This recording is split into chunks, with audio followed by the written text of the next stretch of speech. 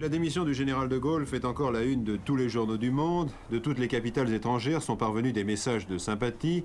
Et tout d'abord, le président Nixon a adressé une lettre au général de Gaulle.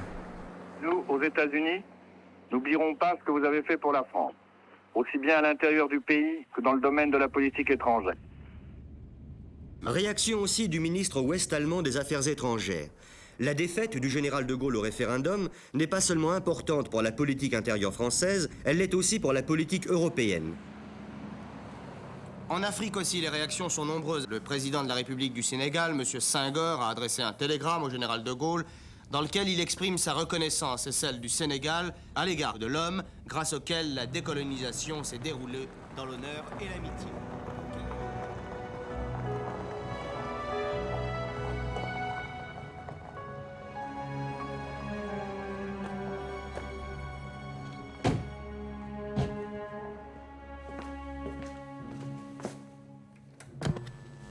La vie politique va prendre une toute autre dimension.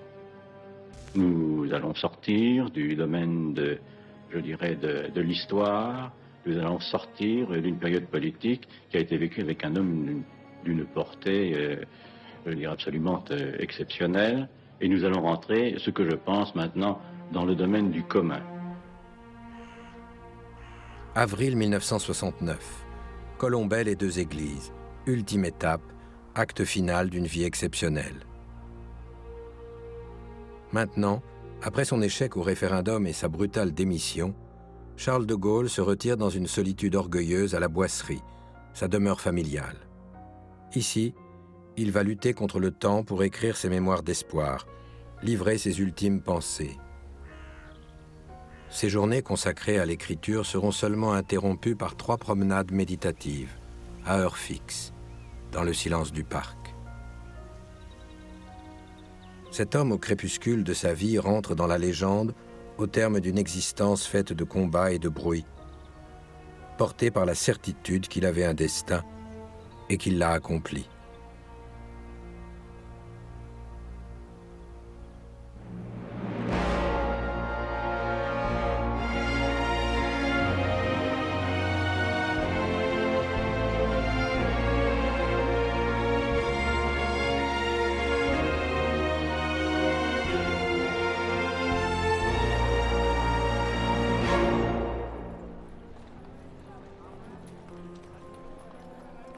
Tout a commencé à Lille, le 22 novembre 1890, car, pour respecter une tradition familiale, les enfants devaient voir le jour auprès de leur grand-mère.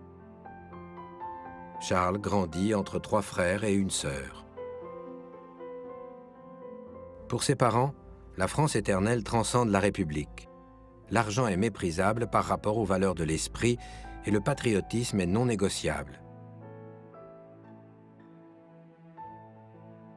On lit Péguy, Bergson, Maurras, Barrès et d'autres.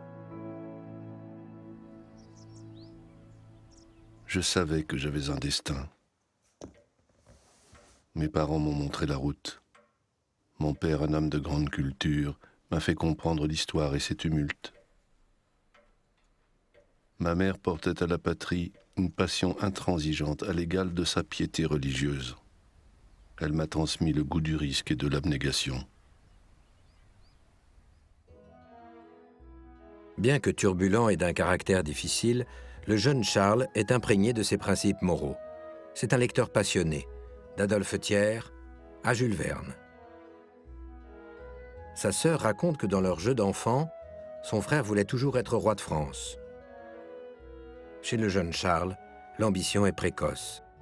À 15 ans, il a imaginé qu'un jour, il sauverait la France. Il écrira « La France s'est faite à coups d'épée ». C'est donc dans l'armée qu'il pense être le mieux placé pour servir son pays. À 19 ans, il est reçu au concours de Saint-Cyr. Mais il est allergique à la routine de la vie de la caserne et aux corvées. En raison de sa forte personnalité et de sa haute silhouette, il est déjà surnommé le connétable. Il impressionne par sa culture et l'ambition de ses projets. En 1912, lorsqu'il sort 13e de sa promotion de Saint-Cyr, les commentaires de ses supérieurs sont élogieux. a beaucoup de moyens, de l'énergie, du zèle, de l'enthousiasme, du commandement et de la décision. Alors qu'il peut accéder à des unités plus prestigieuses, il choisit curieusement d'intégrer le 33e régiment d'infanterie cantonné à Arras. Le colonel qui commande ce régiment, un certain Philippe Pétain, a 56 ans. Son non-conformisme, son caractère abrupt, irritent la hiérarchie militaire. Les deux hommes s'apprécient et tissent des liens de complicité. Leur relation prend même des tournures plus privées. Plus tard, De Gaulle fera cette confidence à un journaliste. « Il aimait les femmes comme on les aime à 50 ans, et je les méprisais comme on les méprise à 20 ans. C'est-à-dire que nous en parlions tout le temps. »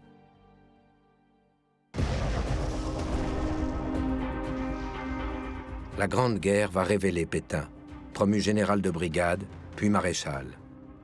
En novembre 1918, il deviendra pour tout le pays le héros de Verdun.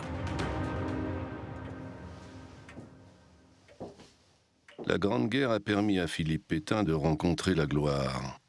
Elle ne fut pour moi que frustration, impatience et colère. Je voulais me battre et je n'étais qu'un soldat inutile. La pire des situations. En effet, dès le début de la guerre, le jeune lieutenant de Gaulle s'est lancé dans le combat avec fougue.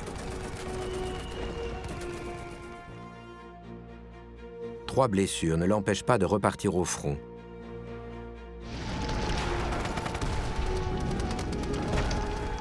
Et finalement, il est fait prisonnier. Il multiplie les tentatives d'évasion. Il est enfermé au fort d'Ingolstadt, réservé aux récidivistes, et reste 32 mois à se morfondre dans le silence des prisons. Il noircit des carnets où il suit de loin l'évolution des combats. Il déverse sa colère contre la hiérarchie, fulmine contre le pape qui a des penchants pour l'ennemi. Il qualifie le gouvernement d'épicier. Dans une lettre adressée à sa mère, il décrit sa situation de captif comme un lamentable exil. Libéré après l'armistice, il demande immédiatement à partir en mission pour soutenir les Polonais qui se battent contre les Soviétiques. Instructeur, le capitaine de Gaulle est chargé de la formation des officiers, puis conseiller militaire.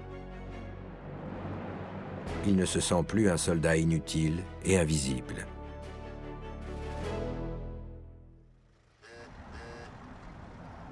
En effet, lors de son retour à Paris, le jeune capitaine devient professeur à Saint-Cyr. Souvent glacial, distant ou gouailleur, il subjugue son auditoire et inspire des caricatures. Il est reçu à l'école de guerre, mais il reste peu malléable, souvent critique. Un tel état d'esprit irrite.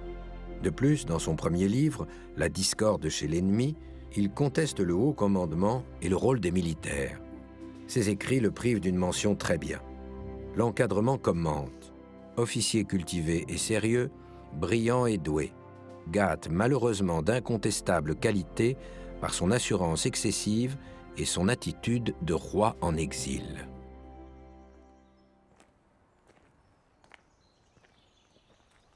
Roi en exil. Ces cons de l'école de guerre. L'autorité ne va pas sans le prestige et le prestige sans l'éloignement. J'avais décidé de ne revenir dans cette sale boîte qu'en qualité de commandant de l'école.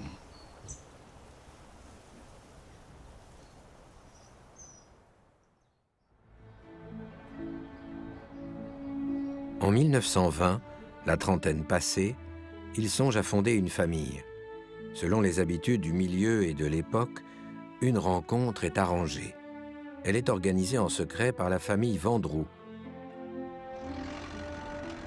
Leur première sortie est au Grand Palais, au Salon d'automne, pour voir l'œuvre de Kees van Dongen. La femme en bleu.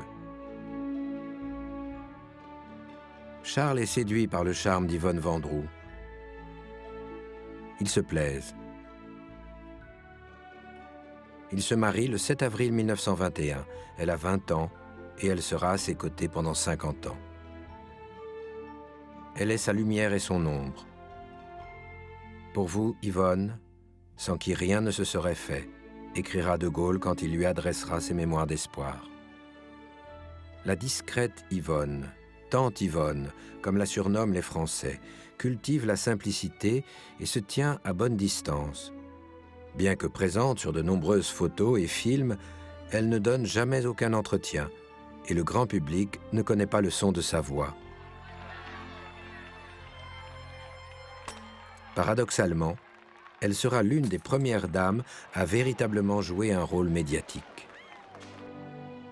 En arrivant à l'Élysée, elle s'exclame « Désormais, il va nous falloir vivre en meublé ». Elle n'aime pas le lieu et dira au président des États-Unis Eisenhower « Tout le monde y est chez soi, sauf nous ».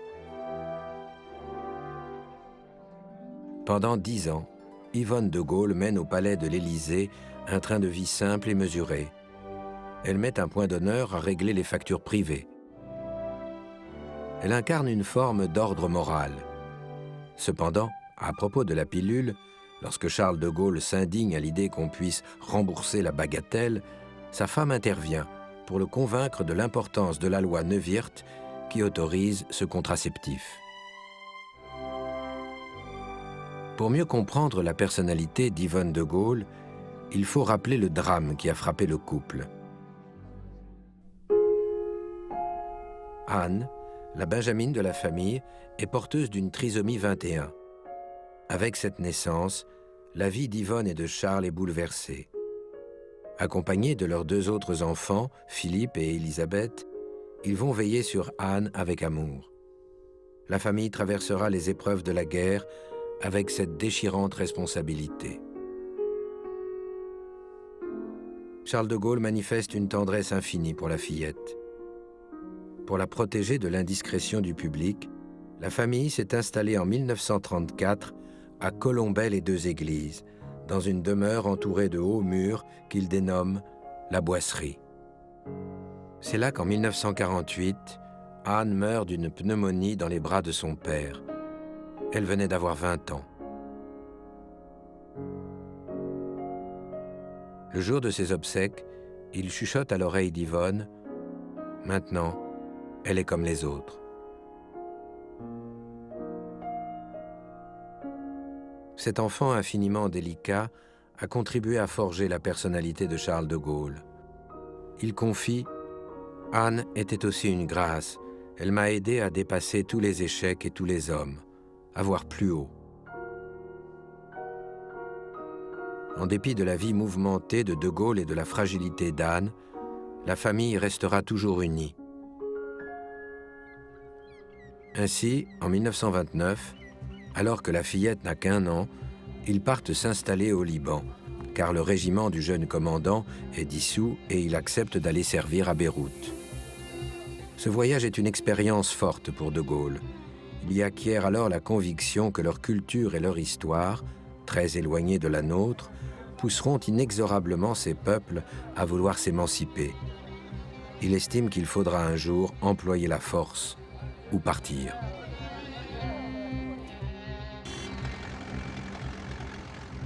En 1932, il rentre à Paris et il publie Le fil de l'épée. L'auteur prédit un futur conflit européen et affirme l'importance du sentiment national, de l'ardeur de l'armée et du prestige du chef. Il écrit « Face à l'événement, c'est à soi-même que recourt l'homme de caractère. Son mouvement est d'imposer à l'action sa marque, de la prendre à son compte, d'en faire son affaire. » 2 ans après, en 1934, de Gaulle publie un second livre, Vers l'armée de métier. Il martèle sa conception du chef. Il faut qu'un maître apparaisse, serviteur du seul État, dépouillé de préjugés, dédaigneux de clientèle, pénétré de larges desseins, assez grand pour une grande œuvre. Déjà apparaît le peu de cas qu'il fait des partis politiques. Il traite aussi des nouvelles armes mécaniques. L'Allemagne s'est lancée dans la fabrication massive d'une force blindée. De Gaulle l'a vu avec effroi, car il a compris le rôle offensif des chars. il engage une croisade pour que l'armée française se dote des mêmes armes. Pour tenter de se faire entendre, il oublie son amour-propre, hante les antichambres des ministères et les rédactions des journaux. Ses interlocuteurs ricanent et le surnomment le colonel Motors. Philippe Pétain dénonce des fantasmagories. Seul Paul Reynaud, député de Paris, leader du centre droit, se rallie aux thèses de De Gaulle.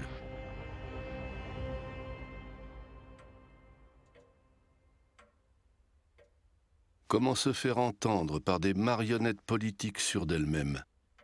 J'avais des idées sur la façon de rénover notre défense nationale et si on m'avait écouté, on aurait évité le désastre et probablement tué l'entreprise d'Hitler dans l'œuf.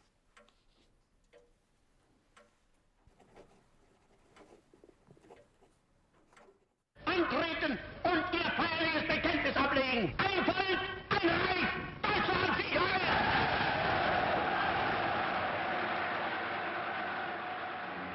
La guerre éclate le 3 septembre 1939, quand les Allemands envahissent la Pologne.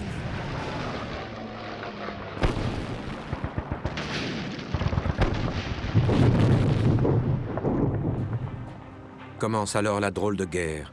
Pendant 8 mois, les troupes françaises et anglaises restent dans l'attente de l'affrontement. Et en janvier 1940, De Gaulle tente le tout pour le tout. Sans respect pour les usages, il adresse à 80 personnalités un mémorandum annonçant le caractère mondial du conflit et il plaide pour l'utilisation des forces mécaniques, les véhicules blindés et l'aviation. Le 10 mai 1940, l'Allemagne prend l'initiative de l'assaut. C'est la Blitzkrieg, la guerre éclair, une guerre où la vitesse de mouvement bouscule les conceptions archaïques de l'état-major français. Les armées nazies, fortes de leur aviation, de la puissance et de la rapidité des véhicules blindés, déferlent sur la France. Le colonel De Gaulle, à la tête de la 4e division cuirassée, remporte de beaux succès. À Abbeville et à Montcornet, il stoppe un temps l'avance allemande. Ces faits d'armes symboliques confirment l'efficacité des forces blindées et la validité des thèses de De Gaulle. Il écrit à son épouse le 24 mai 1940. « Ma chère petite femme chérie, toujours la bagarre, mais les choses de mon côté ne vont pas mal. Je suis général depuis hier. »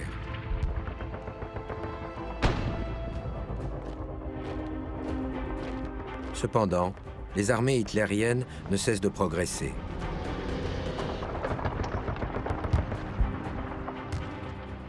Le 5 juin 1940, De Gaulle est nommé sous-secrétaire d'État à la guerre.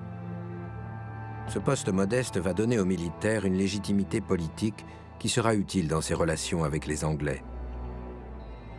Dans le gouvernement, Pétain plaide déjà en faveur d'un armistice. Le 9 juin 1940, De Gaulle se rend à Londres pour sa première rencontre avec Winston Churchill, nouveau Premier ministre, partisan de la lutte à outrance.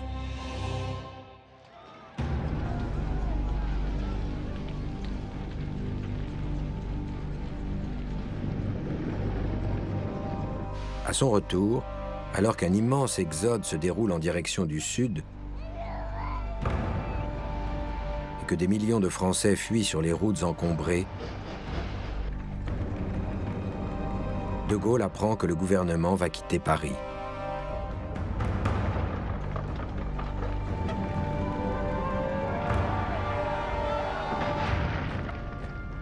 Le 14 juin, la capitale est investie par les troupes nazies. Hitler s'y rendra quelques jours plus tard. Les ministres sont repliés à Bordeaux. De Gaulle envisage déjà de continuer le combat à partir de l'Afrique du Nord. Il dit à ses interlocuteurs anglais que, pour lui, Pétain et le commandant en chef des armées, le général Weygand, sont des traîtres. Le 16 juin au soir, Paul Reynaud démissionne. Le vieux maréchal Pétain est désormais au pouvoir. Tôt le 17 juin, De Gaulle quitte Bordeaux à bord d'un avion britannique. Churchill dira que ce petit avion emporte l'honneur de la France. Pour la France et Charles de Gaulle, ce voyage est un tournant historique.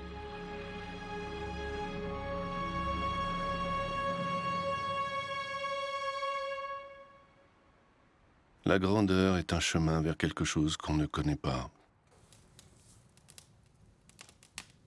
Nous survolions la forêt de la Bretagne en flammes. Je risquais de ne plus jamais revoir ma mère très malade.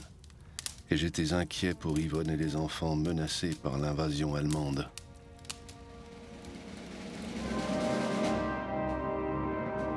Le maréchal Pétain fera condamner à mort le général rebelle.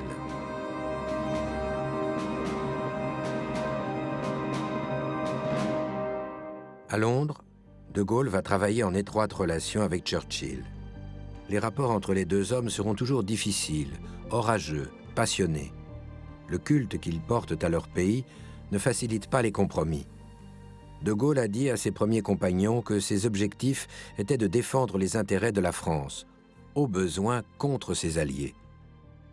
Hors norme, nourri d'histoire, le français et l'anglais ne donnent leur mesure que dans l'adversité. Circonstance aggravante, la relation est déséquilibrée. Churchill se trouve en position de force, alors que De Gaulle est entièrement dépendant.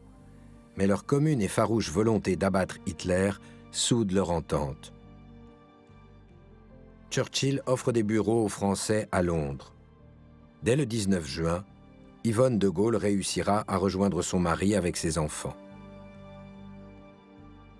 Les Anglais ne connaissent pas de Gaulle. Aussi Churchill imagine un reportage sur le couple. Et le général doit se plier à une séance photographique, un exercice qu'il déteste. Il veut me vendre comme une savonnette.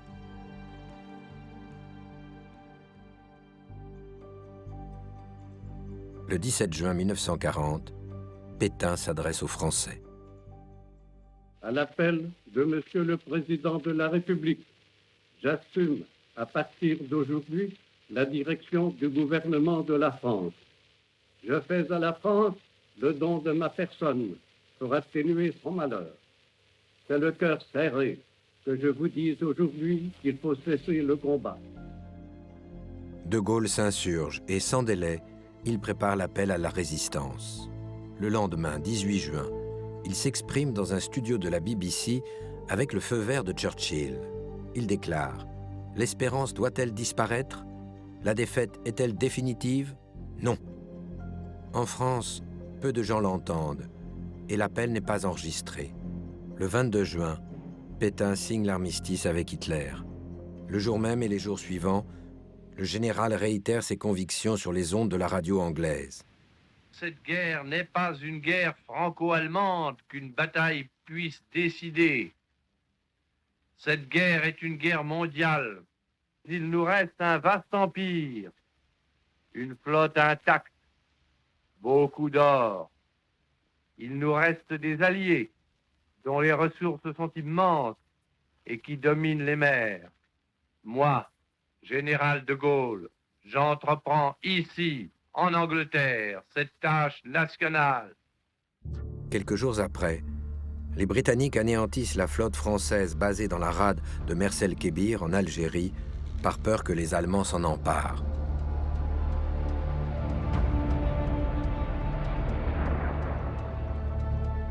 « 1380 militaires français périssent dans cette attaque. De Gaulle n'a pas été consulté, ni même prévenu. Il se trouve en porte-à-faux, coincé entre la raison et le cœur. Il n'est pas un Français qui n'ait appris avec douleur et avec colère que des navires de la flotte française avaient été coulés par nos alliés.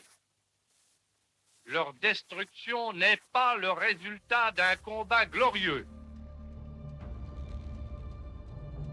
Il enrage d'avoir été tenu à l'écart de la décision, mais reste loyal envers les Britanniques. Le général est convaincu que les colonies françaises africaines sont un point d'appui essentiel dans le combat. C'est un grand bout de France non occupé. Pour mettre la main sur Dakar, qui est la capitale de l'Afrique occidentale française, il décide d'organiser un raid avec l'appui de la marine anglaise. Devant Dakar, la flotte est reçue à coups de canon et l'opération échoue. De Gaulle est très affecté par cet échec. Mais le soutien de Churchill ne faiblit pas.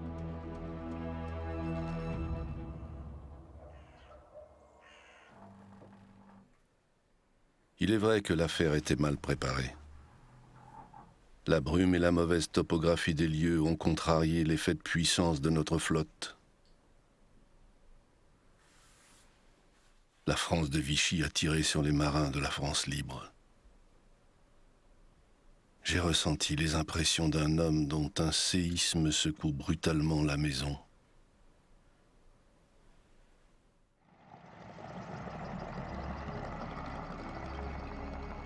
De Gaulle a vacillé.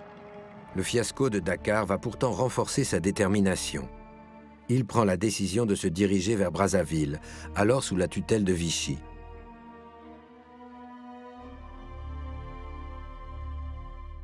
Sa pugnacité est récompensée. Très vite, les ralliements se multiplient et l'épopée de la France libre commence.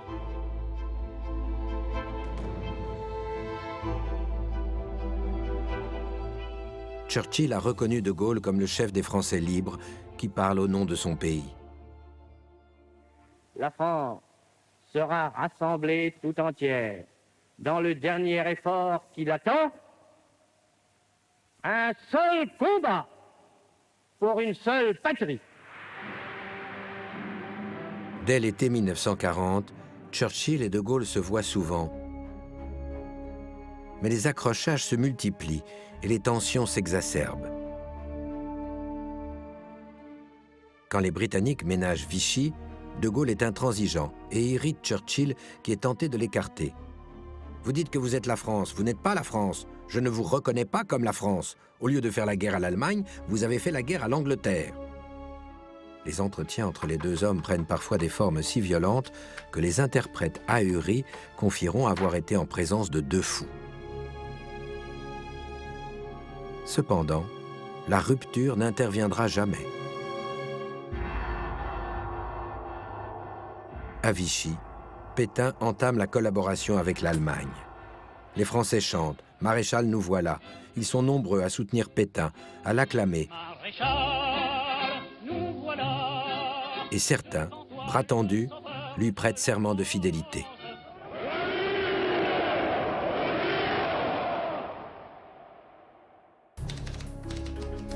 Jusqu'au printemps 1941, la résistance ne résulte que d'initiatives non coordonnées venant de tous les horizons politiques.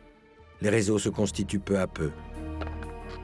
L'invasion de l'Union soviétique par l'Allemagne nazie en juin 1941 change la situation. Désormais, les communistes vont fournir des bataillons à la résistance. De Gaulle considère que l'unification de la résistance est une priorité absolue. Ce travail sera l'œuvre du préfet Jean Moulin, radical de gauche. Les deux hommes s'entendent dès leur première rencontre. De Gaulle a besoin de rassembler les Français, quelle que soit leur sensibilité ou leur engagement politique. Jean Moulin va représenter de Gaulle dans la zone non occupée.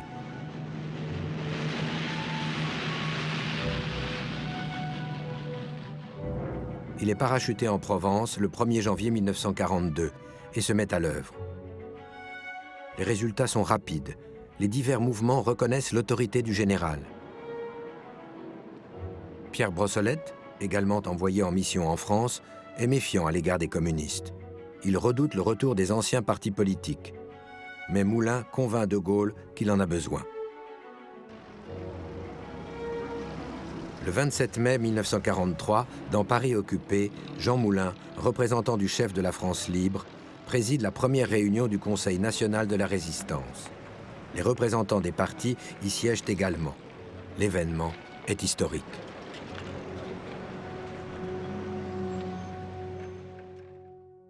Jean Moulin, dénoncé, arrêté, torturé, disparaît le 8 juillet 1943. Pierre Brossolette sera aussi arrêté et torturé par la Gestapo. Le 22 mars 1944, il se suicide pour ne pas parler. Entre ici, Jean Moulin, avec ton terrible cortège. Les deux hommes reposent désormais au Panthéon, la voix de Malraux accompagne Moulin. Aujourd'hui, jeunesse, puisses-tu penser à cet homme comme tu aurais approché tes mains de sa pauvre face informe du dernier jour, de ses lèvres qui n'avaient pas parlé. Ce jour-là, elle était le visage de la France.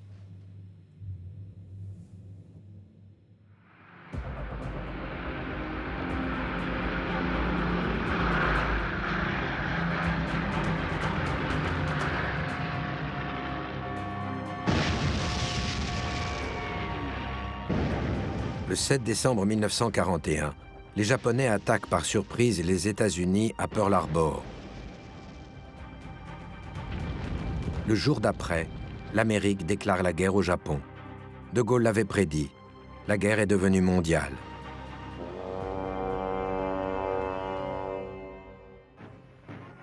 Un peu malgré eux, les Américains sont désormais engagés dans le conflit. Au début, ils vont conduire une politique diplomatique ambiguë à l'égard de Philippe Pétain. Le président Roosevelt estime que le régime de Vichy est leur seul interlocuteur légal, et ils essaient de l'influencer.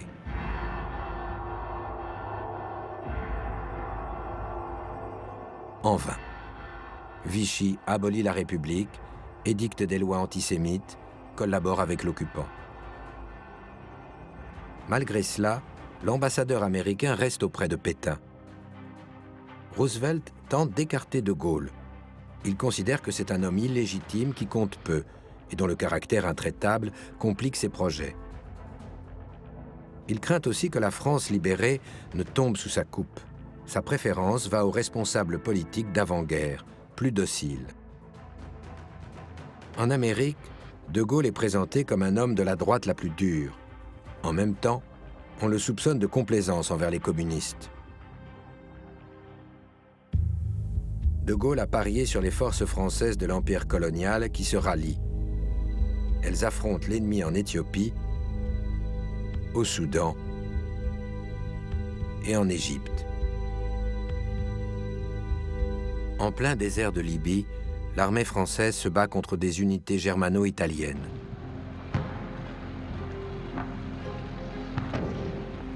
Le général Koenig affronte le renard du désert, Erwin Rommel. Les Français combattent pour permettre aux Britanniques de se rétablir sur de meilleures positions.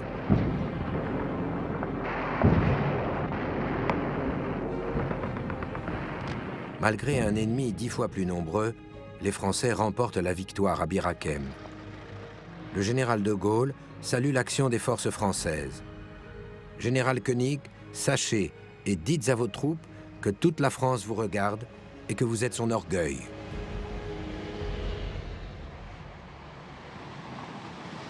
En dépit de ces hauts faits d'armes, de Gaulle n'a pas été informé de l'opération Torche, le débarquement allié en Algérie et au Maroc, le 8 novembre 1942.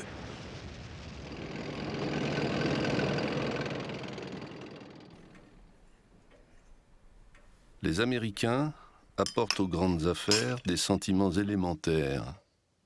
Ils ne connaissent que leurs intérêts. Ils ignorent presque tout du reste du monde, sur lequel ils n'ont que des idées simples.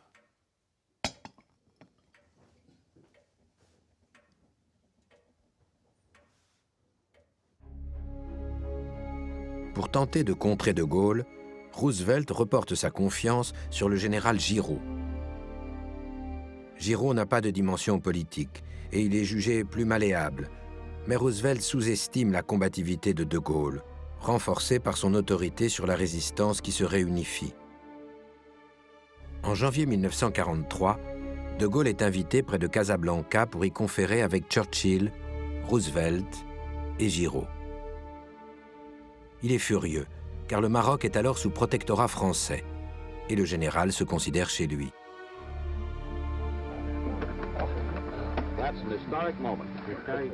En dépit de la théâtrale poignée de main dont Roosevelt demande la répétition,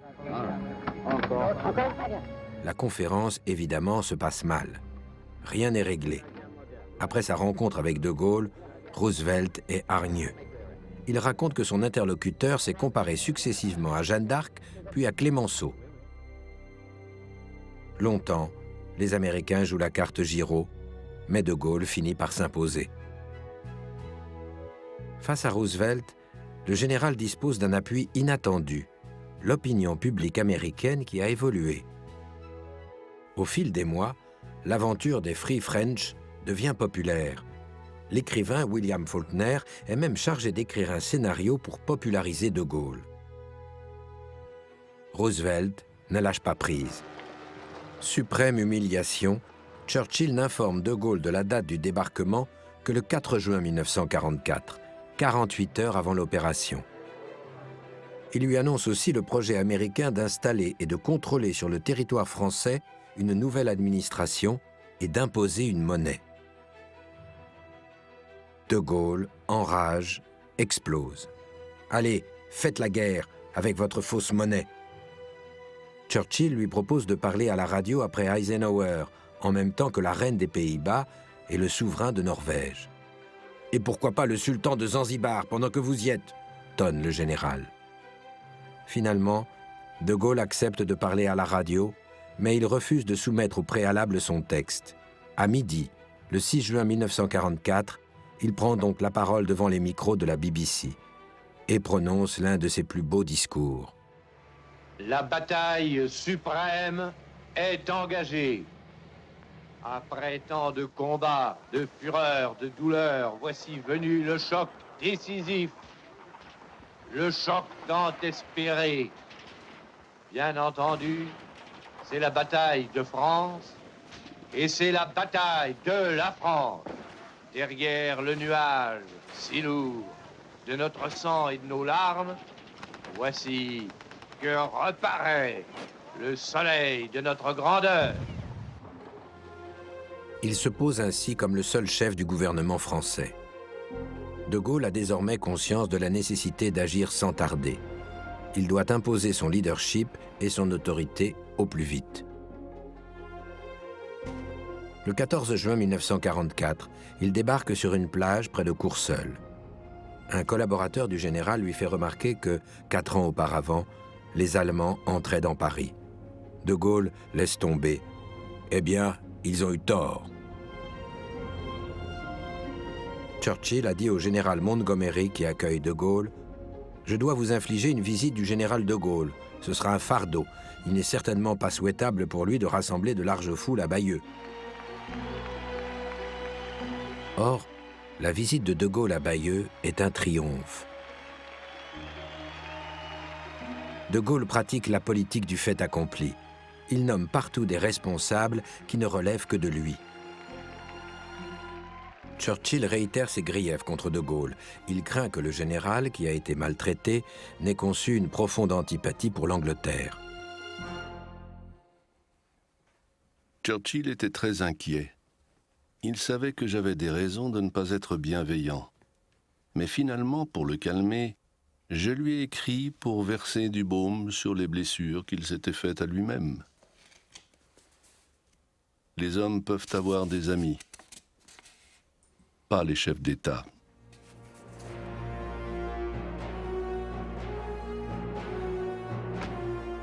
De Gaulle veut libérer Paris au plus tôt. L'événement marquerait symboliquement la victoire, et il redoute un coup de force communiste dans la capitale.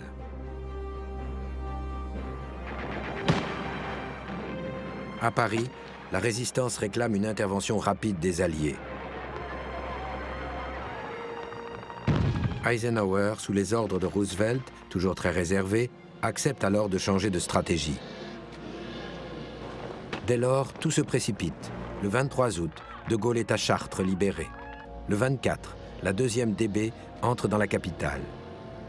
Le 25, le général von Choltitz, commandant militaire allemand, signe sa reddition devant Leclerc.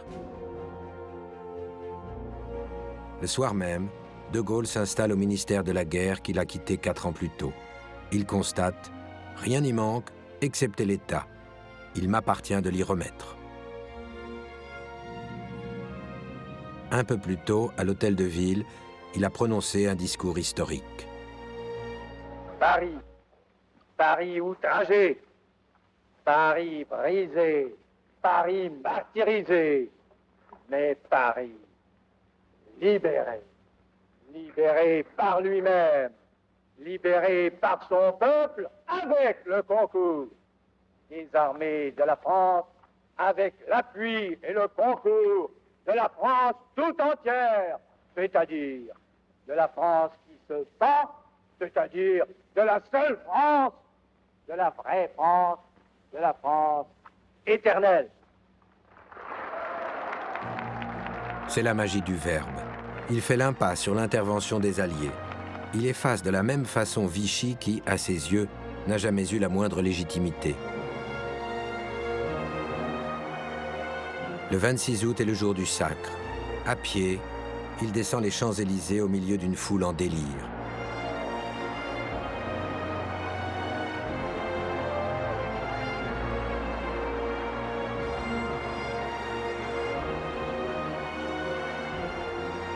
Il gagne ensuite Notre-Dame. Alors qu'il est sur le parvis de la cathédrale, des coups de feu éclatent. La foule se couche. De Gaulle reste debout. La guerre n'est pas encore finie, mais il sait qu'il a gagné son formidable pari du 18 juin 1940.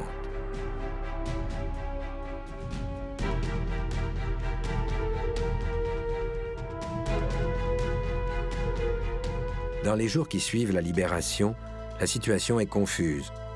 Certains groupes issus de la résistance renâclent à laisser le pouvoir. Mais De Gaulle est inflexible. Il veut maîtriser la situation et notamment endiguer la montée en puissance des communistes présents dans le gouvernement provisoire qu'il vient de former. Désormais, sa priorité est le rétablissement de l'autorité de l'État.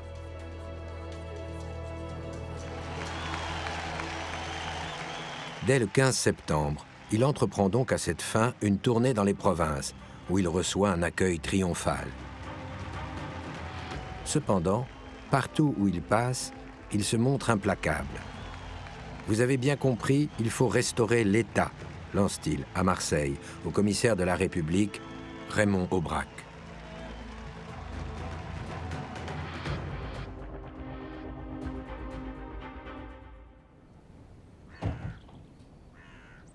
Ils n'ont pas bronché. C'étaient des roseaux peints en fer. Je leur ai dit qu'on ne fait pas de révolution sans révolutionnaire et qu'il n'y avait qu'un révolutionnaire. C'était moi.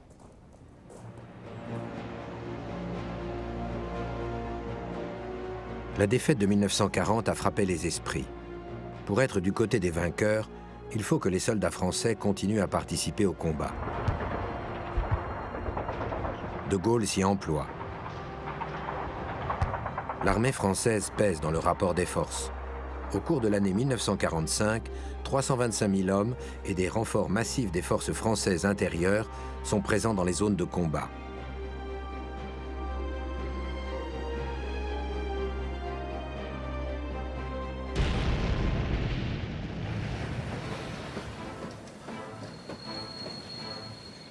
Simultanément, pour montrer que la France joue de nouveau dans la cour des grands, fin 1944, il se rend à Moscou. L'accueil est sans chaleur. Staline apprécie l'indépendance du général à l'égard des anglo-saxons. Il se méfie en revanche de ses orientations droitières. Il attend surtout de lui qu'il installe le Parti communiste dans la vie politique française. Les négociations sont difficiles. Le tsar rouge n'appuie pas la France dans ses revendications vis-à-vis de l'Allemagne. Il veut aussi que De Gaulle soutienne le gouvernement polonais, qui est sous influence soviétique. Les pourparlers se poursuivent souvent la nuit. Parfois, Staline se fait provocateur. Les diplomates l'exaspèrent. Le dictateur s'exclame « Allez me chercher une mitrailleuse et mettez-les en joue !» Staline était possédé par la volonté de puissance, rompu à une vie de complot, à se passer de pitié, de sincérité, à voir en chaque homme un obstacle ou un danger. Tout était chez lui manœuvre, méfiance et obstination. Enfin, dans la nuit du 9 au 10 décembre, un accord est conclu. Un pacte est signé. De Gaulle n'en est pas entièrement satisfait. Il a été contraint de lâcher du lest sur la Pologne, mais il a aussi montré que la France comptait.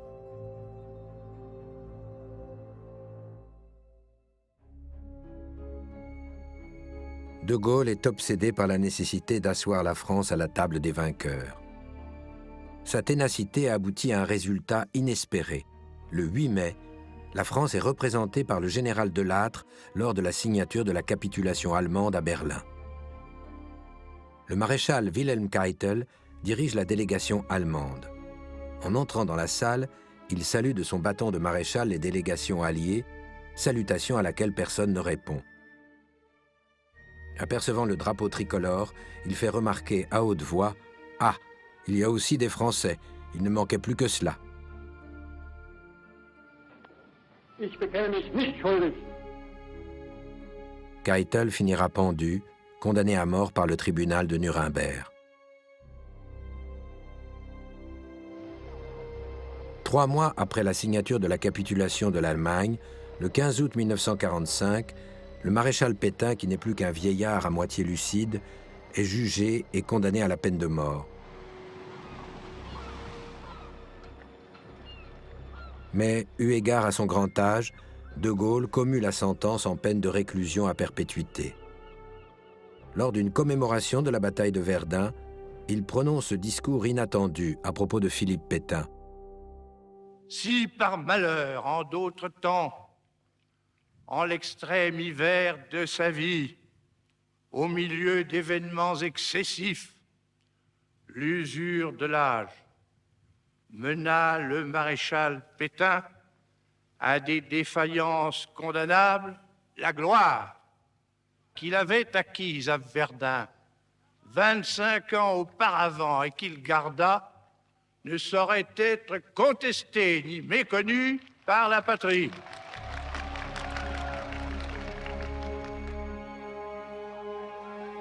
En 1944, il avait aussi la volonté de restaurer l'unité nationale et de contenir les vagues d'épuration, voire de vengeance. Dans un discours à la radio, il estime que seule une poignée de misérables et d'indignes dont l'État fait et fera justice ont collaboré avec les Allemands. Il fallait réunifier pour reconstruire le pays, car la France est dévastée. À la tête de son gouvernement provisoire, De Gaulle s'attaque à cette immense tâche. Jusqu'en 1946, il légifère à marche forcée, à un rythme exceptionnel, avec de multiples ordonnances pour redéfinir de fond en comble le fonctionnement du pays. Sur le plan social, il refonde le statut du monde agricole, généralise le système des assurances sociales et met en place un dispositif complet d'allocation familiale. Il écrira que si malheureusement il y aura toujours des pauvres en France, il y aura moins de misérables. Il accorde le droit de vote et d'éligibilité aux femmes. De Gaulle va mener un combat contre le communisme sans reconnaître pour autant des valeurs humaines au capitalisme. Pour lui, c'est l'État avant tout qui doit apporter l'équilibre. Dans le domaine économique et industriel, il nationalise Air France, les houillères, les usines Renault, 9 compagnies d'assurance, la Banque de France et 4 banques de dépôt. Il place sous le contrôle de l'État le gaz et l'électricité. Le nucléaire va être au centre de sa politique d'indépendance nationale. Il fonde le Commissariat à l'énergie atomique pour le développement des centrales d'électricité et la mise au point de l'arme nucléaire.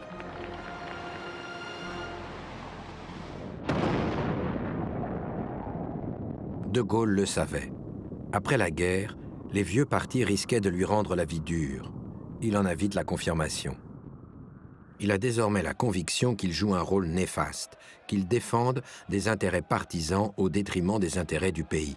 Il ne décolère pas.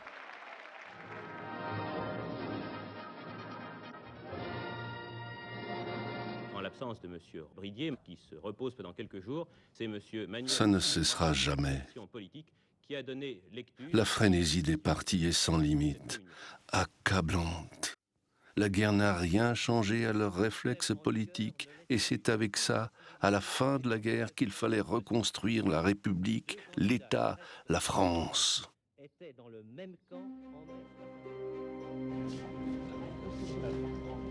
Le général commence par tenter de composer, en vain.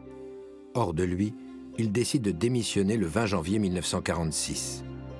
Stupeur dans l'opinion. En réalité, De Gaulle a voulu créer un choc.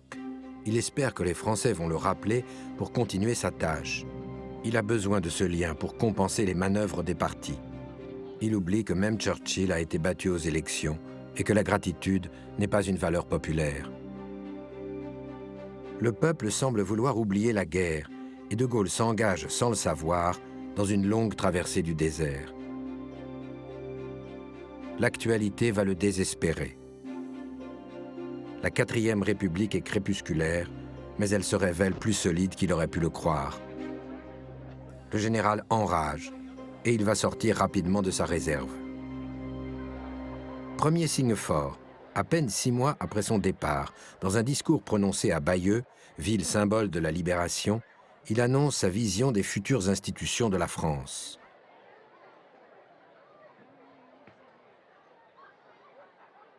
C'est du chef de l'État que doit procéder le pouvoir exécutif.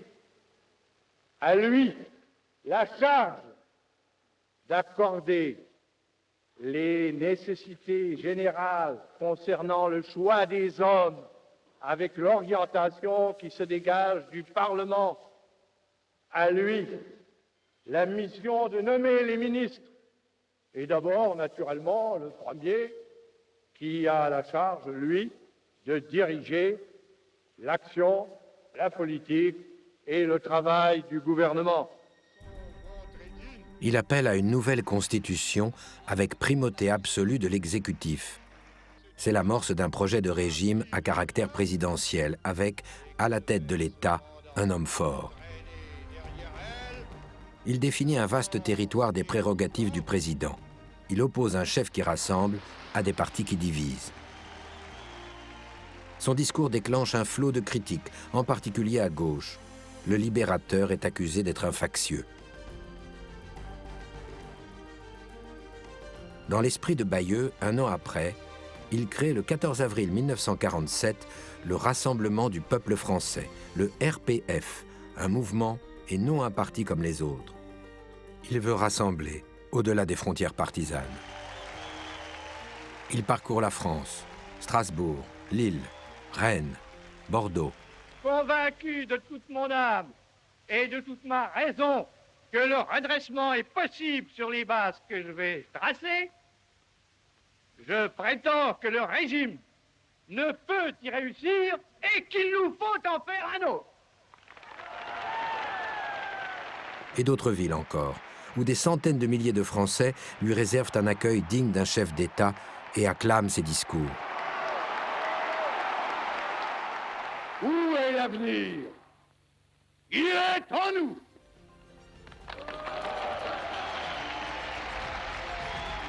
Au début, le succès du RPF semble assuré. Près de 40% des électeurs le soutiennent aux élections municipales de l'automne 1947. Mais assez vite, le mouvement s'essouffle. De Gaulle a rencontré l'histoire. Face à Roosevelt, Churchill ou Staline, il savait comment réagir. Confronté au chef de parti, il se révèle inadapté, maladroit. Ses adversaires ne combattent pas sur le même terrain.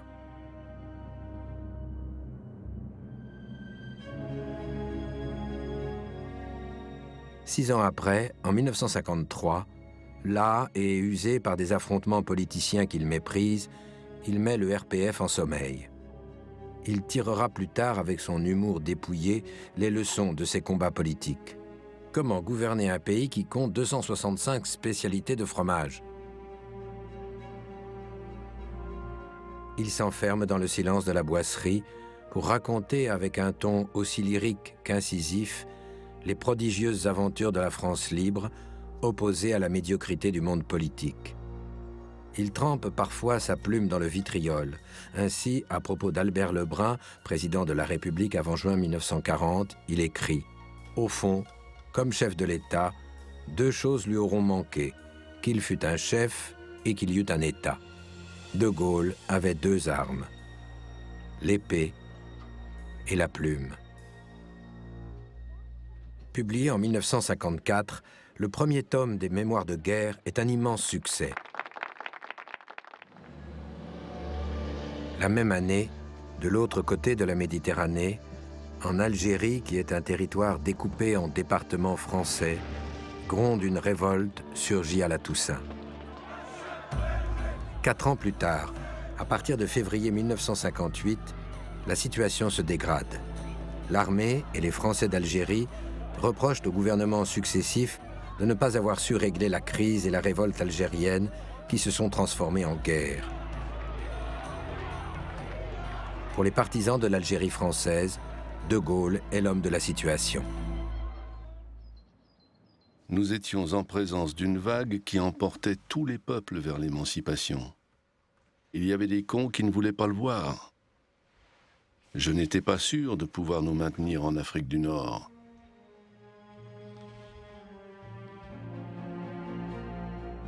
Le général sait qu'on avance son nom pour résoudre la crise. Il multiplie discrètement les contacts. Il parle peu et écoute beaucoup. Mais il pose ses conditions, notamment la nécessité de pouvoir décider. Il précise « dictature non, mais plein pouvoir, certes ». Il reste évasif sur ses intentions concernant l'Algérie, mais laisse entendre aux militaires et aux partisans de l'Algérie française qu'il ne lâchera rien. Le 13 mai 1958, à Alger, la crise prend des allures de guerre civile.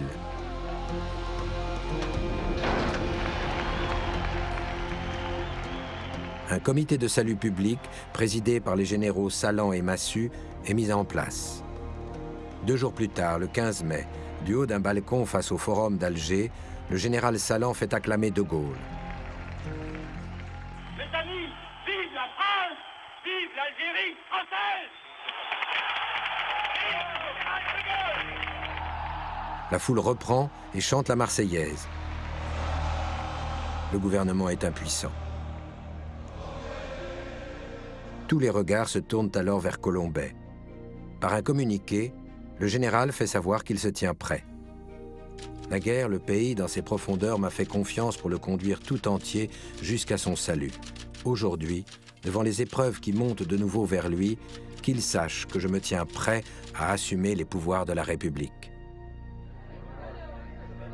4 jours plus tard, le 19 mai, 500 journalistes l'attendent pour une conférence de presse qui fera date. La seule chose à faire, c'est ce qui doit empêcher que l'Algérie s'écarte de la France. Il faut qu'elle reste avec nous. Et quant à l'armée, qui est normalement l'instrument de l'État, eh bien encore faut-il qu'il en ait un État. Est-ce que vous garantiriez les libertés publiques fondamentales? Est-ce que j'ai jamais attenté aux libertés publiques fondamentales? Je les ai rétablies. Et y ai-je une seconde attenté? Jamais. Pourquoi voulez-vous qu'à 67 ans, je commence une carrière de dictateur? Par ces déclarations, De Gaulle déstabilise le gouvernement et, à Alger, la tension monte encore. Certains annoncent que, dans le cadre de l'opération Résurrection, des parachutistes s'apprêtent à sauter sur Paris. La crise est dénouée par le président de la République, René Coty. Le 29 mai, il fait appel à De Gaulle et adresse un message aux députés et aux sénateurs. Le pays étant au bord de la guerre civile, je me suis tourné vers le plus illustre des Français, vers celui qui, aux heures les plus sombres de notre histoire, fut notre chef. 3 jours plus tard, le 1er juin, De Gaulle se présente devant l'Assemblée. Une séance historique. Il évoque, non sans ironie, le plaisir et l'honneur qu'il ressent à se retrouver dans cette enceinte. Il obtient les pleins pouvoirs pour 6 mois. Il veut rédiger une nouvelle constitution. Il s'installe à Matignon. À ses côtés, un puissant ministre de la Justice, Michel Debré, et un directeur de cabinet qui s'appelle Georges Pompidou. En priorité, De Gaulle doit se saisir du dossier algérien, car ce qui est encore pudiquement appelé les événements est une guerre particulièrement cruelle pour les populations civiles. Dès le 4 juin 1958, il se rend à Alger. Une foule considérable l'y attend. Je vous ai compris. La formule gaulienne est suffisamment ambiguë pour satisfaire tout le monde. Mais 2 jours plus tard, à Mostaganem, le discours est plus direct. Vive l'Algérie française. Vive la France.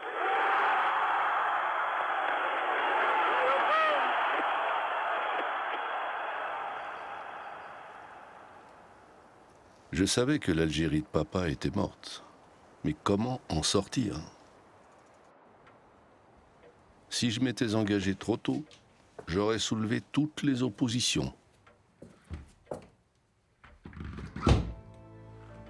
Après avoir tenté de rassurer le peuple d'Algérie, il doit également engager toute une série de réformes. Et pendant l'été 58, comme en 1945, De Gaulle légifère par ordonnance. J'ai décidé de remettre les affaires en ordre réellement et profondément. Comme après la guerre, De Gaulle réforme le pays au pas de charge, notamment dans le domaine économique. Objectif, réduire l'inflation et le déficit budgétaire et augmenter les réserves de devises.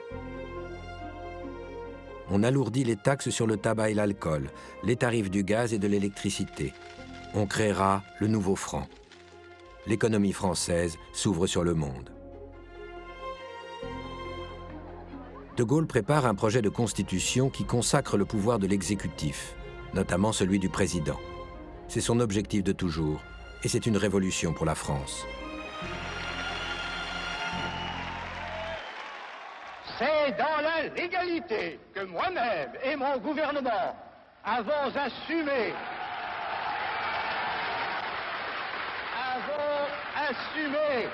le mandat exceptionnel d'établir un projet de constitution nouvelle et de le soumettre à la décision du peuple. Le peuple, consulté le 28 septembre 1958, approuve massivement, par plus de 80% de oui, la nouvelle Constitution. Elle donne naissance à la Ve République.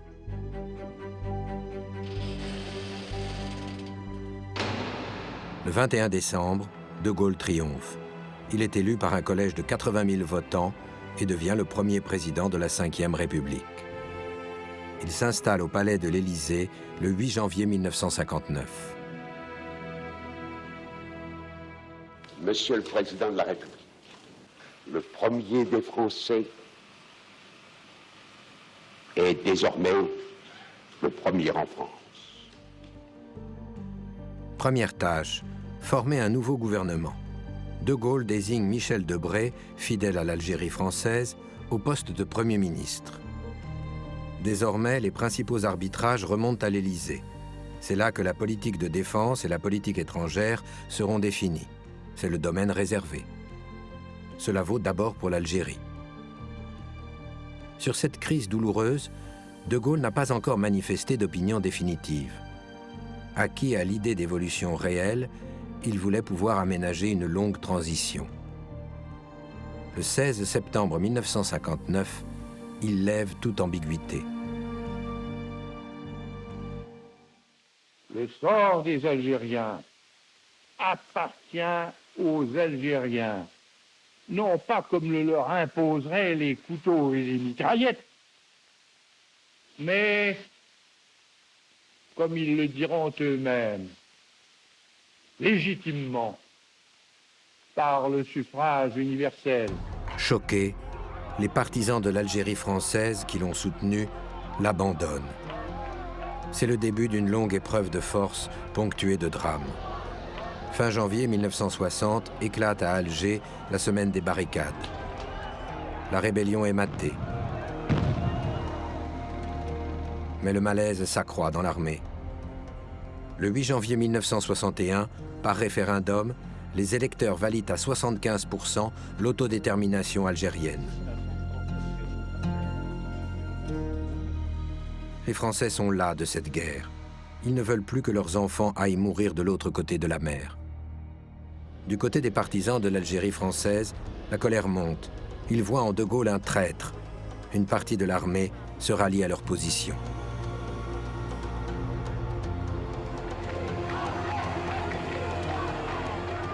Le 21 avril 1961, à Alger, 4 généraux, Chasles, Salan, Jouhaud, Zeller, tentent un coup d'État militaire.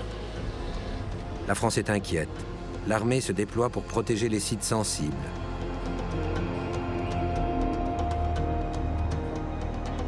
Deux jours plus tard, De Gaulle intervient. C'est le chef qui s'exprime, en grand uniforme. Un pouvoir insurrectionnel s'est établi en Algérie par un prononciamento militaire. Ce pouvoir a une apparence. Un carteron de généraux en retraite, il a une réalité. Un groupe d'officiers partisans, ambitieux et fanatiques. Au nom de la France, j'ordonne que tous les moyens, je dis tous les moyens, soient employés partout pour barrer la route à ces hommes-là en attendant de les réduire. L'insurrection échoue. Mais un mouvement subversif, l'OAS, l'organisation de l'armée secrète, sème la terreur et multiplie les attentats meurtriers au nom de l'Algérie française.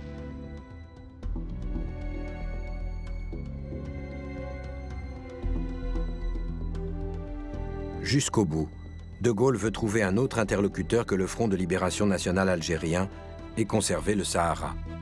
En vain. La pression internationale est trop forte.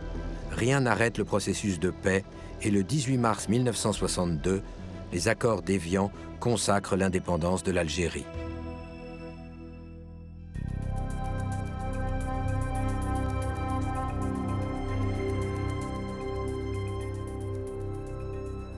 Le 8 avril, les Français sont consultés à nouveau par référendum et approuvent à 91% ces accords.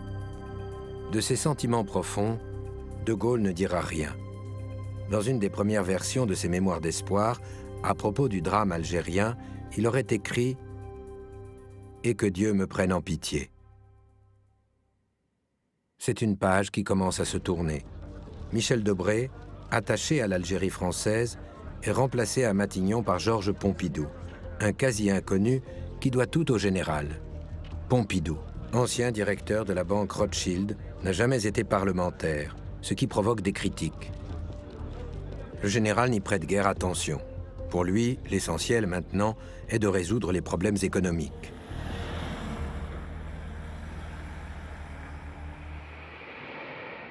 De Gaulle veut aussi peser davantage sur la scène mondiale. Il refuse la politique des blocs Est-Ouest. Il a reçu en France le 23 mars 1960 Nikita Khrouchtchev, premier secrétaire du Parti communiste de l'Union soviétique. En juin 1961, il reçoit le couple Kennedy, une visite qui fait l'événement. Ladies and gentlemen,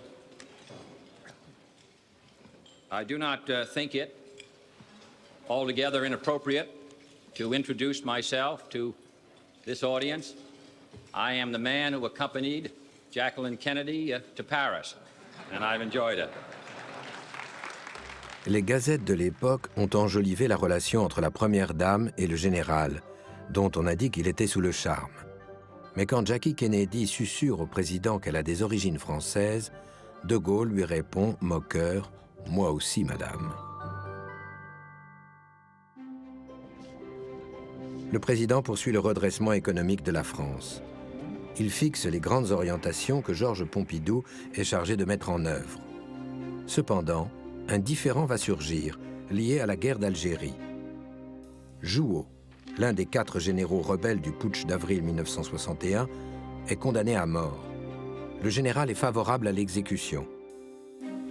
Pompidou s'y oppose et menace même de démissionner. Jouhaud sera finalement gracié.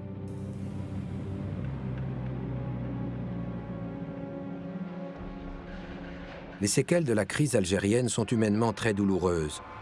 Le rapatriement d'1 million de pieds noirs se déroule dans des conditions particulièrement difficiles.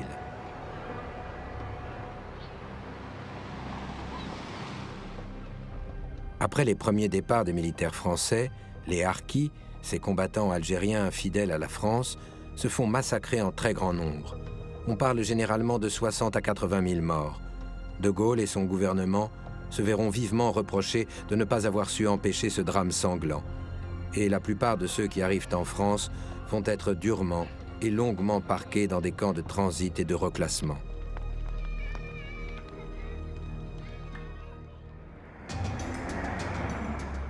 Depuis que le processus d'indépendance est engagé, l'OAS s'est lancé dans des actions désespérées. Le 22 août 1962, au Petit Clamart, près de Paris, De Gaulle est victime d'un attentat. Un commando a préparé avec soin l'opération. La déesse du président est criblée de balles. On retrouve plus de 150 douilles sur le sol. 14 impacts de balles sont relevés sur la carrosserie. Le couple présidentiel en réchappe par miracle. Quand Yvonne de Gaulle se préoccupe du sort des poulets, le chef du service de sécurité la rassure. Ces hommes n'ont rien. Mais en ouvrant le coffre de la déesse, l'officier de police découvre la présence de vrais poulets, en partance pour Colombey. Quel crétin, incapable de m'atteindre. Et ils m'ont donné des arguments pour faire élire le président de la République au suffrage universel.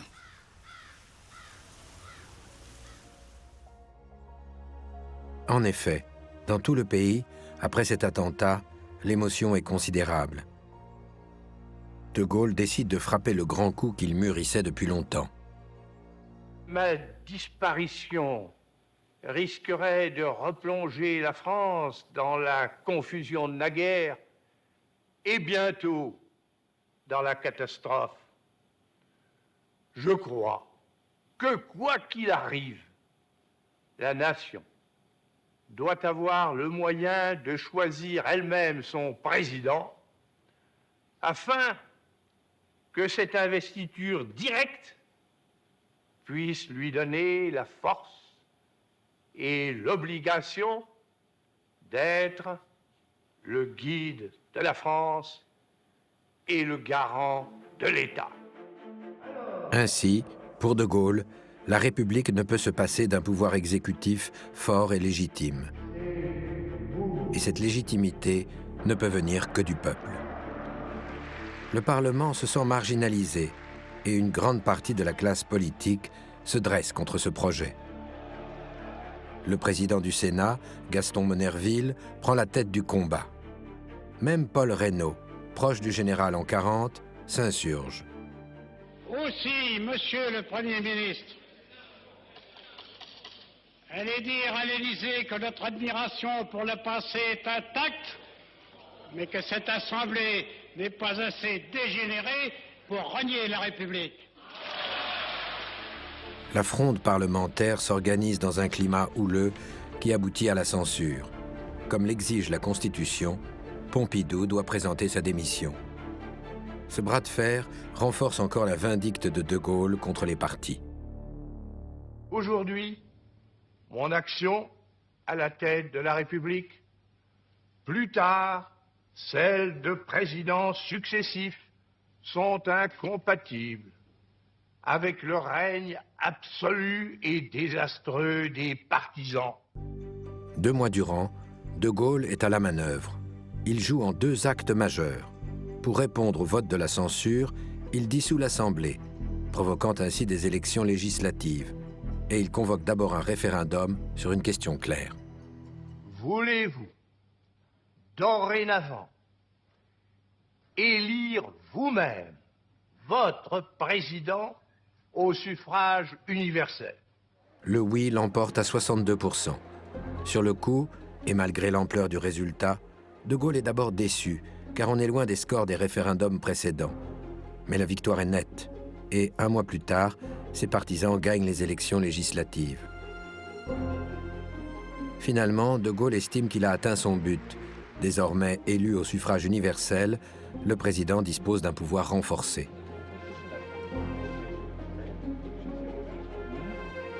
Une nouvelle période s'ouvre pour la République gaulienne. 8 semaines après la censure, Pompidou est renommé Premier ministre. Il s'occupe du quotidien des Français. L'économie se porte plutôt bien. Cependant, durant l'hiver 1963, une grève des mineurs, très dure, est mal gérée par le pouvoir. Le Premier ministre appelle les grévistes à reprendre le travail. Dans les circonstances actuelles, c'est l'intérêt et le devoir des mineurs de ne pas se dérober à des obligations qui, à mes yeux, sont moins légales que morales et qui consistent à assurer le ravitaillement de la nation en combustible. L'appel n'est pas entendu. Pour la première fois sous la Ve République, le gouvernement doit reculer.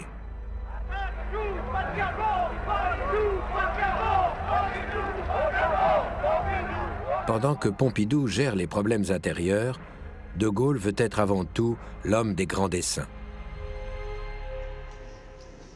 Avec une feuille de route précise, il veut rétablir les conditions de la grandeur de la France, renforcer son indépendance notamment à l'égard des États-Unis, et bâtir une Europe des États, une Europe solidaire et puissante, mais qui respecte la culture des nations. Je ne crois pas que l'Europe puisse avoir aucune réalité vivante si elle ne comporte pas la France avec ses Français, l'Allemagne avec ses Allemands, l'Italie avec ses Italiens, etc. Dante, Goethe, Chateaubriand appartiennent à toute l'Europe dans la mesure même où ils étaient respectivement et éminemment italiens, allemands et français. Ils n'auraient pas beaucoup servi l'Europe s'ils avaient été des apatrides et qu'ils avaient pensé et écrit en quelques espéranto ou volapuc intégrés. Première étape, sceller la réconciliation franco-allemande. En septembre 1958, pas encore président, il avait invité le chancelier allemand, Konrad Adenauer, à son domicile familial de la Boisserie. Un moment historique. En juillet 62, Adenauer vient en visite officielle en France. 2 mois plus tard, De Gaulle est en Allemagne. À chaque étape, il parle. Et il parle en allemand. Sie alle fordere ich auf, zusammen mit mir ein neues Ereignis zu feiern, das größte unseres modernen Zeitalters, die Freundschaft zwischen dem französischen und dem deutschen Volk. L'accueil est triomphal. La réconciliation franco-allemande est consacrée, mais De Gaulle a des arrière-pensées. À terme, il veut détacher l'Allemagne fédérale des États-Unis.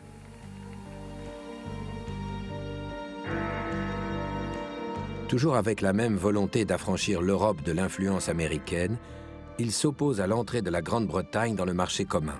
Il met en doute l'esprit européen du Royaume-Uni. Pour lui, l'Angleterre ne serait que le cheval de Troie de l'Amérique.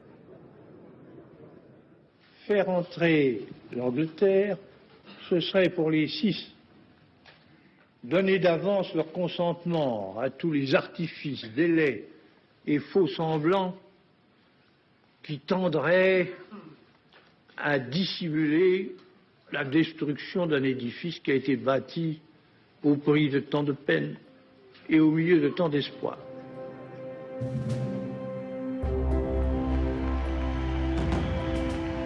En mars 1964, il fait un premier voyage au Mexique. El pueblo francés propone al pueblo mexicano, marchemos la mano en la mano y viva México! À l'automne de la même année, il entame une tournée dans toute l'Amérique latine, un long voyage de 10 étapes. Il exhorte ses hôtes à prendre leur distance avec les États-Unis. Les foules sont immenses et chaleureuses. De Gaulle et la France fascinent. En cette même année, De Gaulle est aussi le premier à établir les relations diplomatiques avec la Chine de Mao. Il a dit à l'ambassadeur des États-Unis « Les Chinois ne seront pas toujours communistes. Il faut compter tout au plus une 50aine d'années. » Fidel Castro lui rend un hommage appuyé et inattendu. Mire, yo estoy en estos tiempos estudiando detenidamente las memorias de Gaulle. Hay varias cosas de la política internacional de Gaulle con las cuales simpatizo sinceramente. Su actitud de firme y resuelta independencia de los Estados Unidos. Es decir, esa manifestación del sentimiento nacional francés de plena y absoluta soberanía frente a todo intento de tutelaje.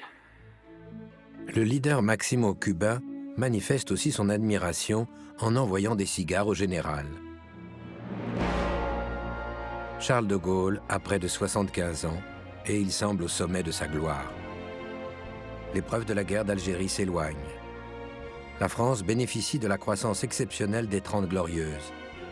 Rien en apparence ne semble pouvoir compromettre cet équilibre. Sauf peut-être l'usure inexorable du pouvoir. Automne 1965, l'élection du président au suffrage universel approche. Le général va-t-il se représenter? Madame de Gaulle y est hostile. Elle déteste l'Élysée, la vie publique et ses contraintes. Personne ne connaît les intentions du général. Pas même Georges Pompidou qui vit mal la situation. Je connaissais le poids de la tâche et j'avais envie de me retrouver ici, dans la paix de Colombey. Mais il y avait encore beaucoup à faire et l'État livré au parti sombrerait à nouveau dans l'impuissance. Alors, j'y suis retourné.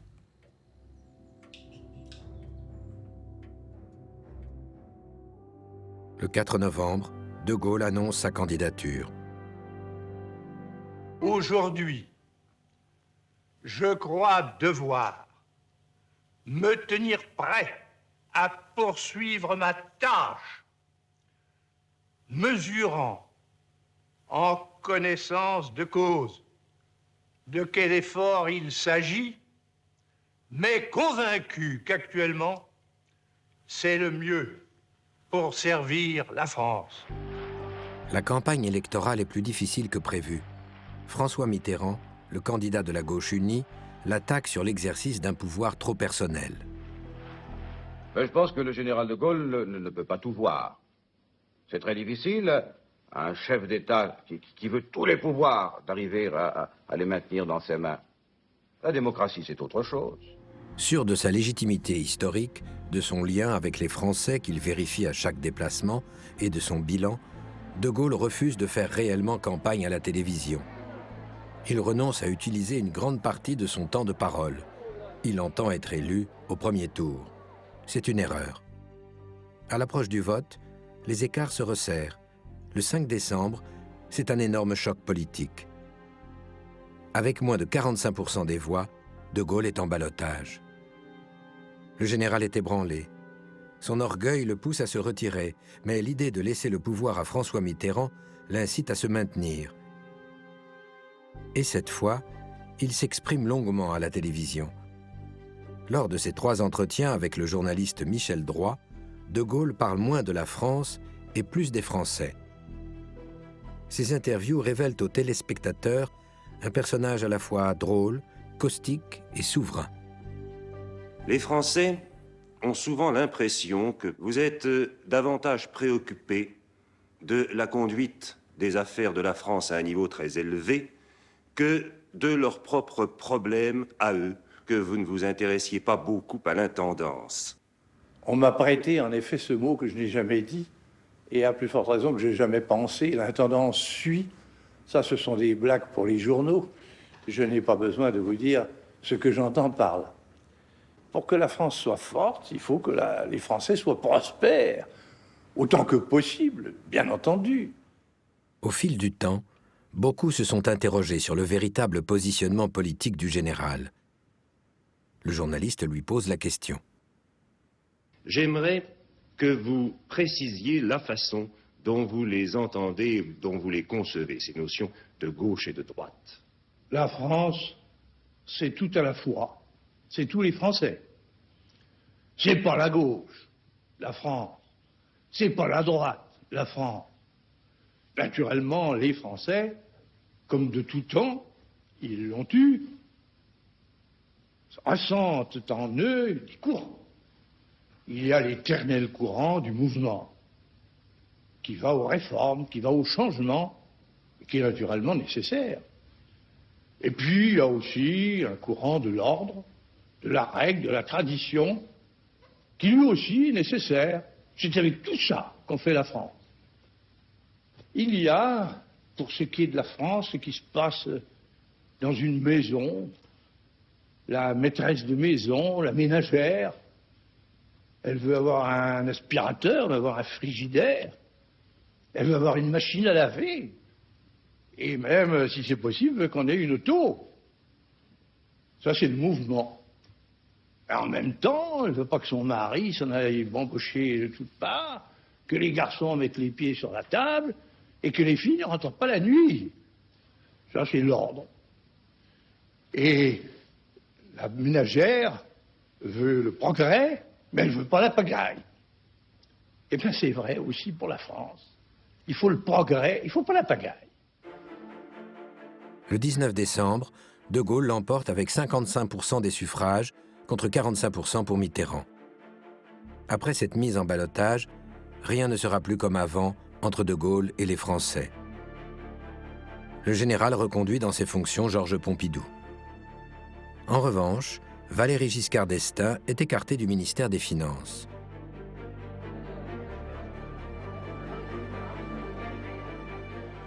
Sur la scène internationale, De Gaulle prend des positions fortes. Il prononce des phrases qui secouent l'opinion. Il continue à s'opposer à l'hyperpuissance américaine. En mai 1966, il annonce le retrait de la France du commandement intégré de l'OTAN, qui disposait jusque-là d'une quinzaine de bases militaires en France. Et enfin, la volonté de la France de disposer d'elle-même, ce qui est indispensable pour qu'elle croie à son propre rôle et pour qu'elle puisse être utile aux autres. Cette volonté de la France est incompatible avec une organisation de défense dans laquelle elle est subordonnée. Washington parle d'un coup de poignard. La tension monte. Le 1er septembre, De Gaulle prononce au Cambodge, à Phnom Penh, un discours dénonçant violemment l'intervention américaine au Vietnam. Il n'y a aucune chance pour que les peuples de l'Asie se soumettent à la loi d'un étranger venu de l'autre rive du Pacifique, quelles que puissent être ses intentions et quelle que soit la puissance de ses armes.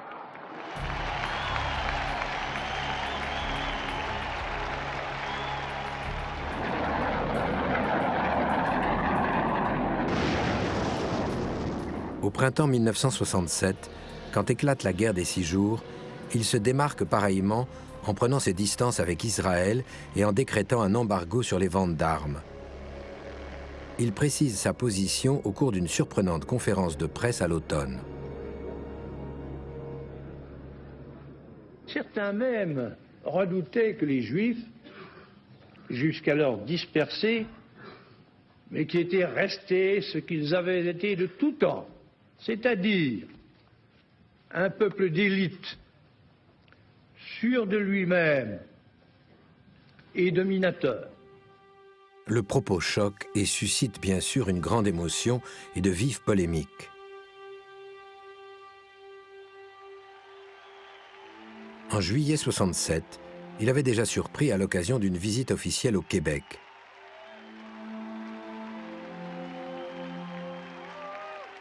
Il y avait été accueilli avec ferveur et à Montréal, il avait prononcé depuis le balcon de l'Hôtel de Ville un discours qui laissera des traces dans les mémoires.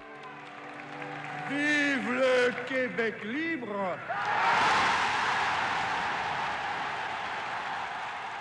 De Gaulle avait bien perçu la volonté des Québécois de s'émanciper de la tutelle anglo-saxonne. Vive le Canada français et vive la France! Mais la méthode heurte les esprits. En France, l'opposition réagit vivement. Depuis les élections de mars 1967, la stabilité du gouvernement Pompidou est entre les mains des alliés centristes et giscardiens. Scrutin après scrutin, les soutiens au général s'érodent. À la veille de 1968, Pompidou gère un pays qui se porte plutôt bien.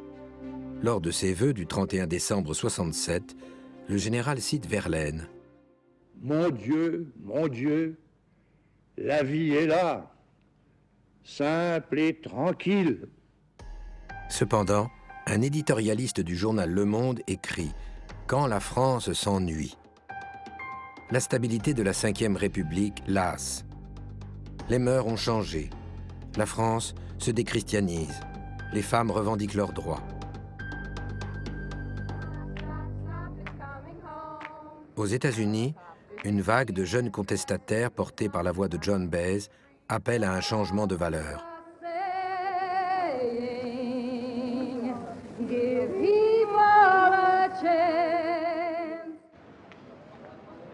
À Paris, à partir du mois de mars, l'agitation monte dans les facultés. Les étudiants ne veulent plus de la séparation des garçons et des filles dans les dortoirs des cités universitaires. Petite cause, grands effets. La France explose dans un mouvement confus, parfois violent, chargé d'utopie.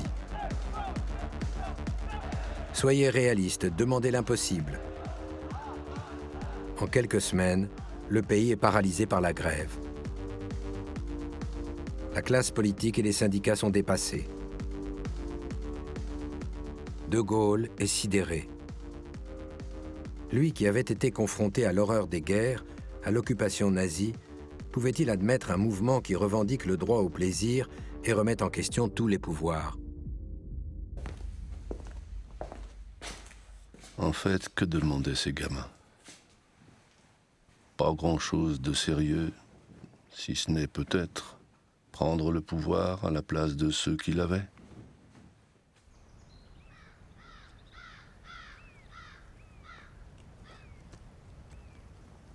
Je crois que s'exprimait surtout un besoin de démocratie plus directe et plus proche.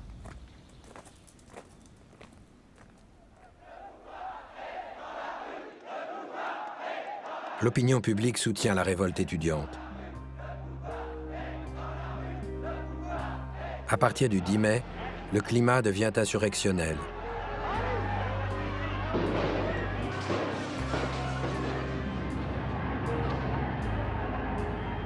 Le 11 mai au petit matin, le quartier latin est le théâtre d'affrontements violents.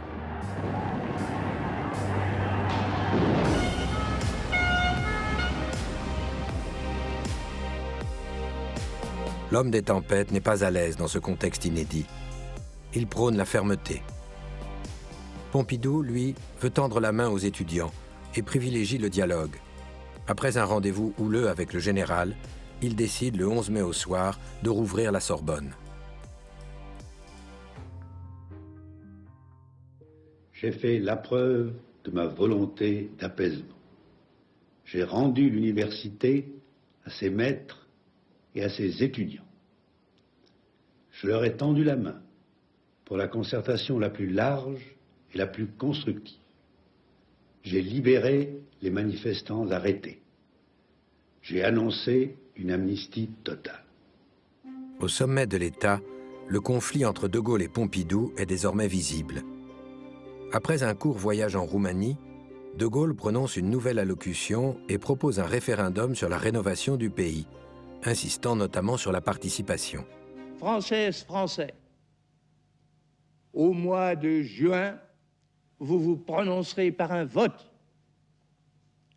Au cas où votre réponse serait non, il va de soi que je n'assumerai pas plus longtemps ma fonction. Cette prise de parole ne calme pas les manifestants. De Gaulle a 77 ans. Il est fatigué. Son gouvernement et sa majorité doutent. L'une des causes de l'ampleur du mouvement social est le retard sur les bas salaires. Le 27 mai, les conclusions des négociations de Grenelle entre patronat et syndicats menées par Pompidou et qui prévoient notamment une hausse de 35% du salaire minimum sont rejetées par la base.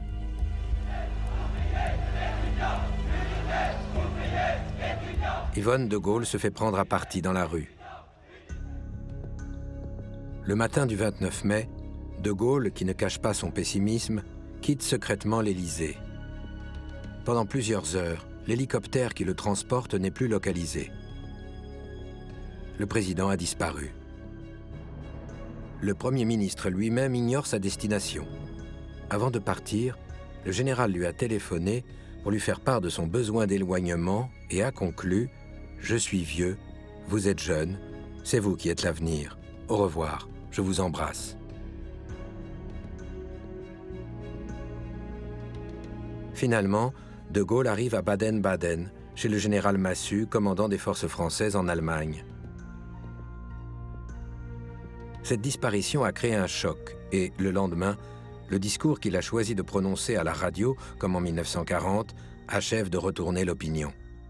Si donc cette situation de force se maintient, je devrais, pour maintenir la République, prendre, conformément à la Constitution, d'autres voies que le scrutin immédiat du pays. Aussitôt, une impressionnante manifestation de soutien déferle sur les Champs-Élysées. En moins d'une heure, 1 million de personnes s'y retrouvent.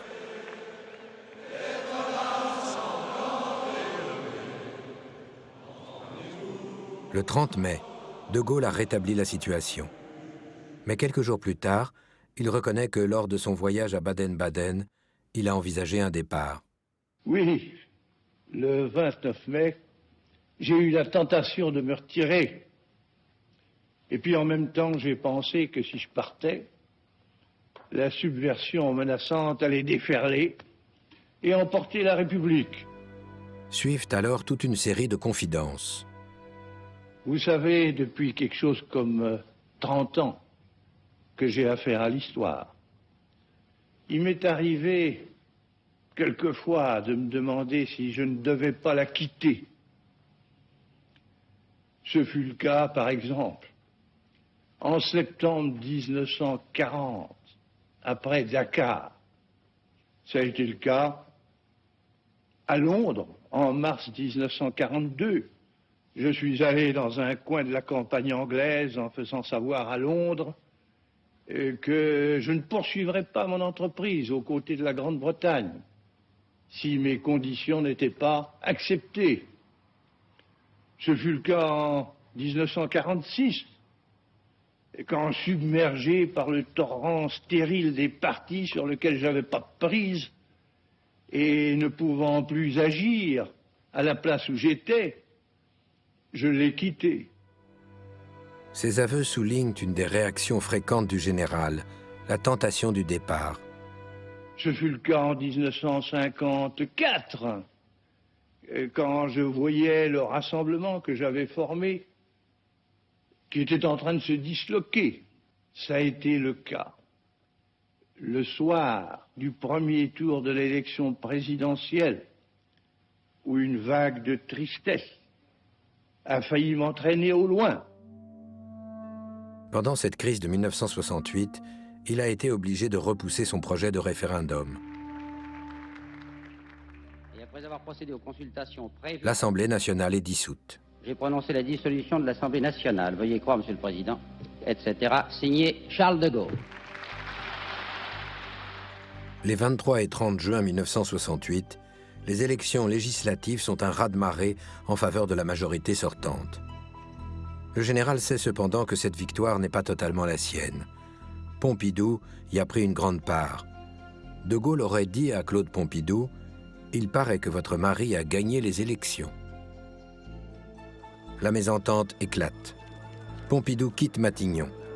Un diplomate, Maurice Couve de Murville, ancien ministre des Affaires étrangères, le remplace.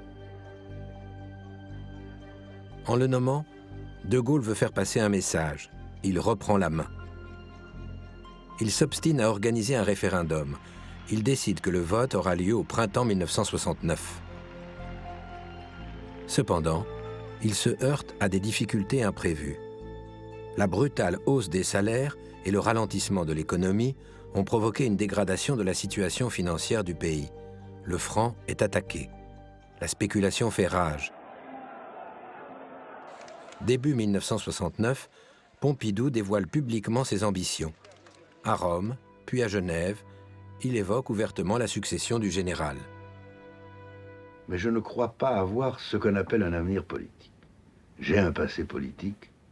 J'aurai, peut-être, si Dieu le veut, un destin national. Mais c'est autre chose. Le problème de la succession est posé.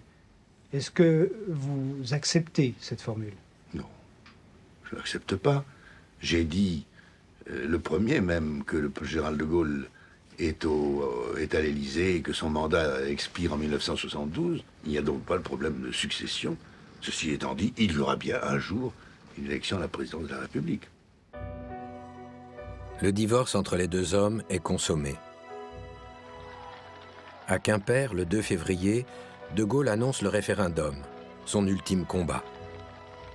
Comme cette profonde réforme concerne l'organisation de nos pouvoirs publics dans tous les domaines, y compris celui de la Constitution, nous devons soumettre le projet au peuple, qui, par la voie du référendum, en décidera souverainement. Et puisqu'il s'agit d'ouvrir la voie à une espérance nouvelle, nous le ferons au printemps. Dès le départ, le pari semble mal engagé. Le texte soumis aux Français est long et complexe. De Gaulle leur propose de réformer le Sénat et de décentraliser les pouvoirs vers les régions. « Tout le monde s'en fiche », confie-t-il au général Lalande, chef de son état-major. À l'approche de la consultation, les défections se multiplient dans le camp du oui. Les sondages annoncent la victoire du non. De Gaulle ne lâche pas. Il espère qu'1 an après la révolte de mai, son lien direct avec les Français sera retissé. Mais il prévoit la défaite, peut-être avec soulagement. Le vendredi 25 avril, dans la matinée, il enregistre son ultime appel télévisé. Votre réponse va engager le destin de la France parce que si je suis désavoué par une majorité d'entre vous, ma tâche actuelle de chef de l'État deviendra évidemment impossible et je cesserai aussitôt d'exercer mes fonctions. Jamais la décision de chacune et de chacun de vous n'aura pesé aussi lourd. Vive la République, vive la France. Le président quitte ensuite l'Élysée. Le 27 avril, le général et Madame de Gaulle votent à Colombey. Ils s'enferment ensuite à la Boisserie. À 20 h, le succès des noms paraît assuré en métropole. En effet, le non l'emporte avec 52,4% des suffrages exprimés. Le président prend acte immédiatement du refus. À minuit 10, il publie un communiqué. « Je cesse d'exercer mes fonctions de président de la République. Cette décision prend effet aujourd'hui à midi. » Pour la première fois depuis 1958, De Gaulle est battu. François Mauriac qualifie le référendum et le départ du général de « cas sans précédent de suicide en plein bonheur ». Mais certains supposent que le président savait que, vainqueur ou battu, il en sortirait encore grandi. Dès l'annonce de sa démission, le général se cloître à la Boisserie. Ma vie politique était terminée. Yvonne m'a dit que j'avais fait pour les Français beaucoup plus qu'ils ne méritent. Ils sont ingouvernables, divisés, individualistes à l'extrême. Maintenant, ici, à Colombey, je dois continuer à écrire. Il fait savoir à Pompidou que s'il approuve sa candidature, il n'interviendra pas dans la campagne. Au début, ses rares interlocuteurs le trouvent maussade. La défaite a marqué le général. Il entreprend la rédaction de ses mémoires d'espoir. Il y trouve un apaisement.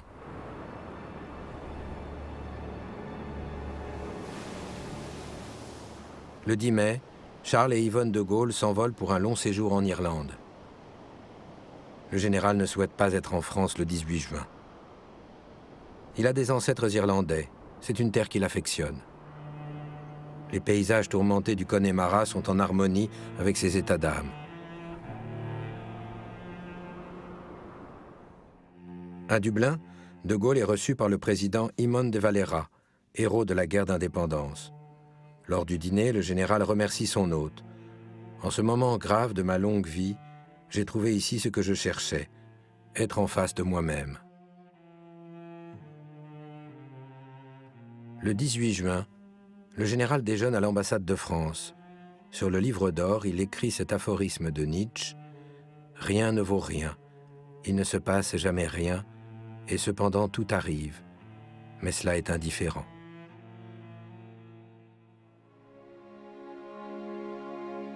De retour d'Irlande, le général ne quitte pas la Boisserie. Toujours pas de visiteurs politiques, à l'exception de Malraux. L'écrivain l'interroge. « Pourquoi êtes-vous parti sur une question aussi secondaire que celle des régions ?»« À cause de l'absurdité. » Le général fixe Malraux du regard et répète « À cause de l'absurdité. » L'homme de conviction est étrangement pénétré par cette question existentielle.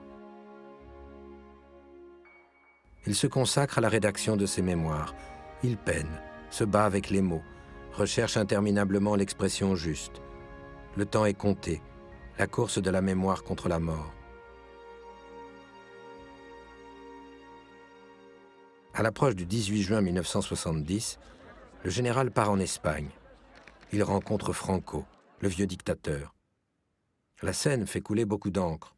Malraux et Mauriac s'avouent choqués. À l'automne, le premier tome de ses mémoires d'espoir paraît. Des mémoires en forme de testament politique. Le succès est foudroyant. Le général se remet au travail avec une ardeur redoublée. Il y passe ses journées entières. Le lundi 9 novembre, De Gaulle travaille comme d'habitude toute la matinée avant de se promener dans le parc. Le froid est arrivé, l'automne est rude. Vers 18h45, il quitte son bureau, s'installe dans la bibliothèque devant une table de bridge. Comme il en a l'habitude, il entame une réussite en attendant le dîner.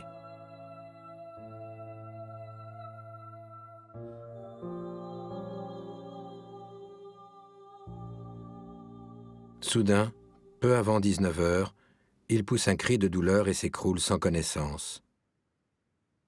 Une rupture d'anévrisme vient d'emporter Charles de Gaulle. Le décès est tenu secret jusqu'au lendemain matin. Française, Français, le général de Gaulle est mort. La France est veuve. La disparition du général suscite une émotion planétaire. Son testament est publié. Il refuse des obsèques nationales. Une cérémonie très simple doit avoir lieu à Colombey. Le 12 novembre, la foule est dense et le silence impressionnant quand le cercueil de l'homme du 18 juin sort de la boisserie sur un engin blindé.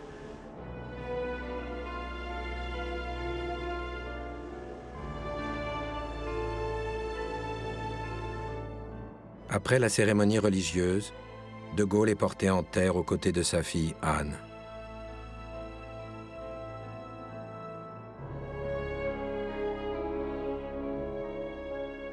À Paris, au même moment, a lieu à Notre-Dame une cérémonie religieuse très solennelle. Le monde entier est présent pour rendre hommage au chef de guerre et au président disparu.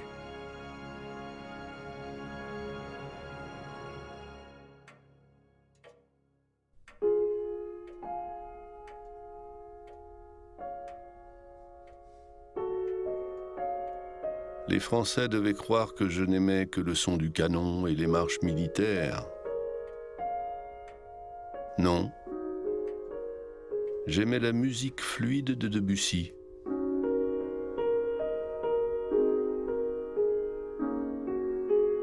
Yvonne de Gaulle, après la mort du général, se retira discrètement dans la maison de retraite des Sœurs de l'Immaculée Conception. Elle mourut 9 ans après son mari.